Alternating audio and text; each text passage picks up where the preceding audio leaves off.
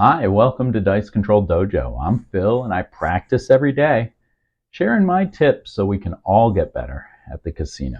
Today, we're still detailing the throw, but now we've released, right? So we've set it up, we have the little backswing, we've done the follow, we've done the throw, we've done the thumb. We've talked endlessly about the thumb.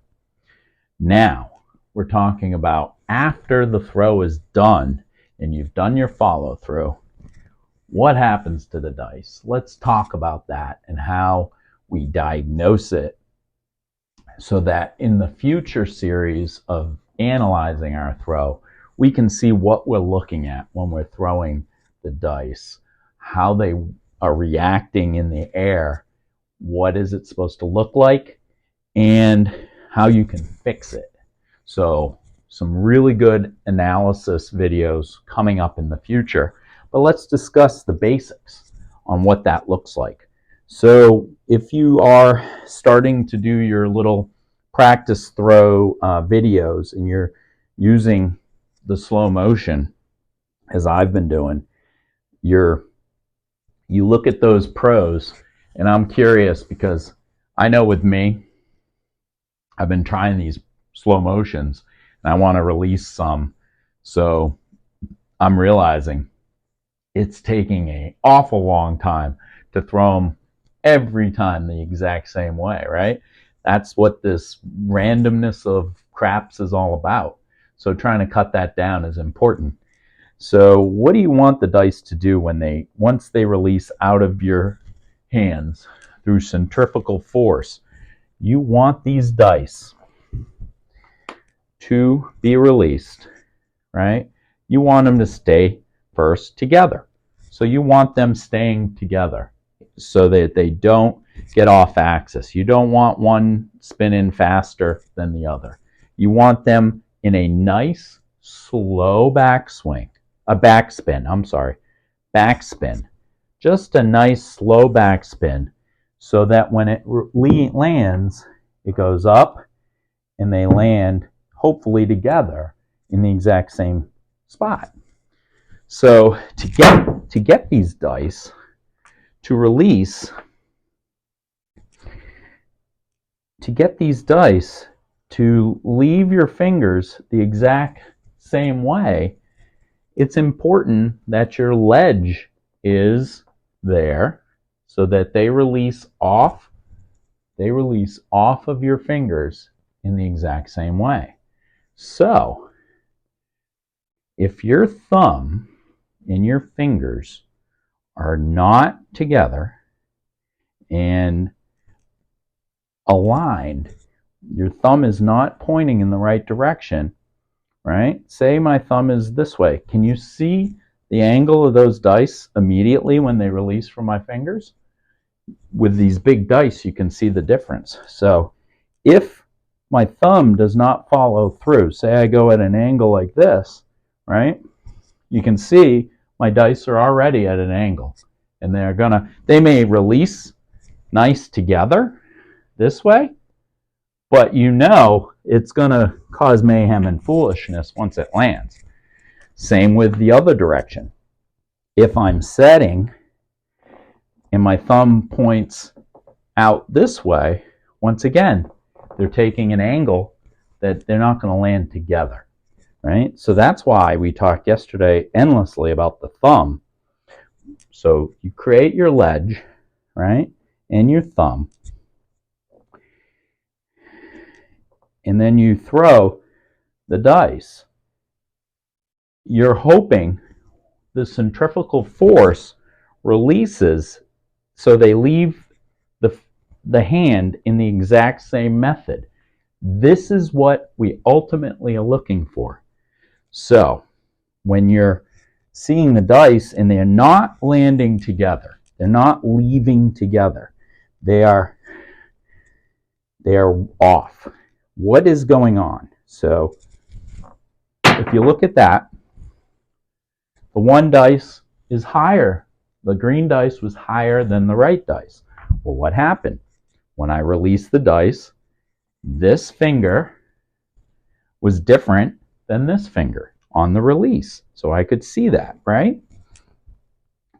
If your ledge is not aligned, they're not going to release together. So then you got to start work on getting that ledge completely even. What happens if one is spinning more than the other?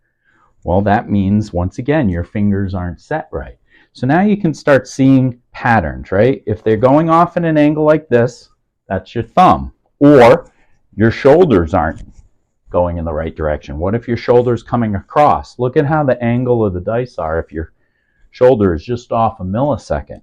Remember, whatever happens here is 50 times worse once your dice get down there. It just proportionally gets worse and worse. So any little micro mistake you make here is 10 times worse when you get down there. So if you want to shoot for non-random, you have to really make sure that your dice are released the exact same way. You want a nice slow spin coming back so they land together and they hit the back wall and drop. You got all these points over here. You have randomness everywhere. You want to cut that down. So when you're looking in the air, we're going to talk a lot about when one dice is higher than the other. That's one finger. When the other dice is higher than the other, that's my ring finger. When one's spinning greater than the other, that means my finger released. One of the fingers moved. Something moved. All right? If they're going off on an angle like this and they land this way, that's my thumb not pointing in the right direction. All right? You're starting to see, as we get through and start talking about analysis, what happens in that air.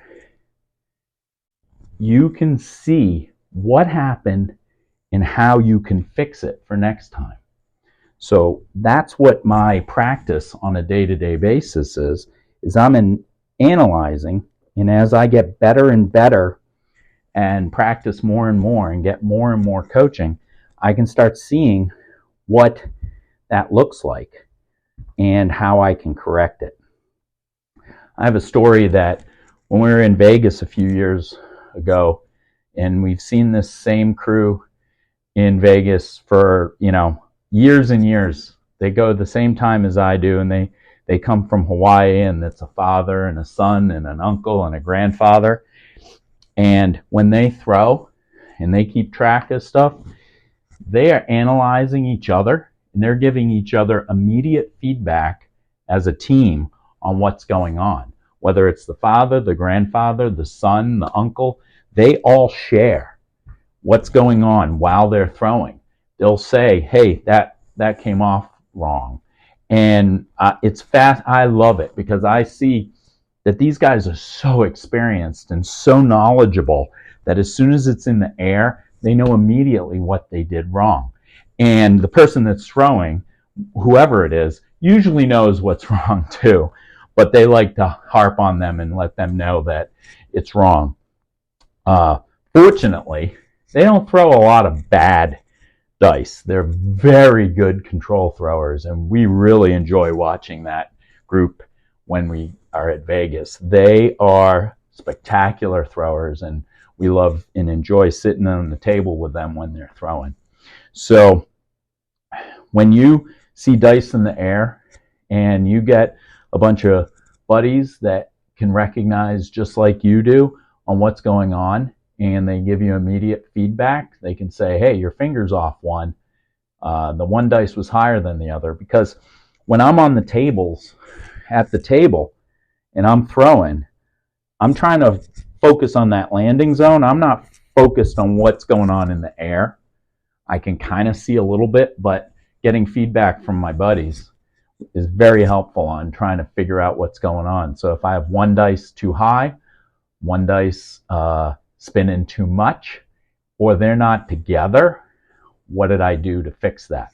So we're going to have a whole series on analyzing those throws in nice slow motion, showing the one off, showing the one up when they land differently, and what we do to fix that. So I hope you join me on those future videos. But for tomorrow, join me so we can talk about landing. What's the different types of landing that happens? And what does that look like? And how do you fix that? So join me on our detailing the throw strategies. Tomorrow it's landing zones. So join me tomorrow. And as always, the best betting strategy, besides betting a lot on those Hawaiians that are throwing at the casino, is to throw for a long, long time, just like they do.